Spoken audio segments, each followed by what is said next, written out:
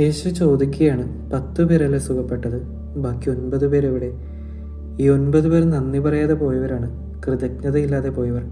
എത്ര പെട്ടെന്നാണ് അവർ ക്രിസ്തുവിനെ മറന്നത്. വർഷങ്ങളായിട്ടുള്ള കുഷ്ഠരോഗമാണ് സൗഖ്യമായത്. 10 പേർ സുഖം പ്രാപിച്ചവരിൽ ഒരാൾ മാത്രം തിരിച്ചു വന്ന് യേശുവിനോട് നന്ദി പറയുന്നു. അതാവട്ടെ ഒരു വിജാതീയനും.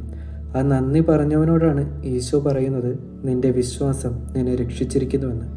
സുഖം പ്രാപിക്കുന്നതുവരെ ഒരേ സ്വരത്തിൽ പ്രാർത്ഥിച്ചവർ ഇപ്പോൾ ആ ശീലത്തിൽ നിന്നും അകലുന്നു.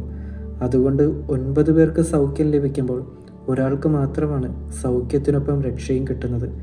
ഭക്തിയും വിശ്വാസവും തമ്മിലുള്ള അന്തരം നമുക്കിതിൽ നിന്ന് മനസ്സിലാകും.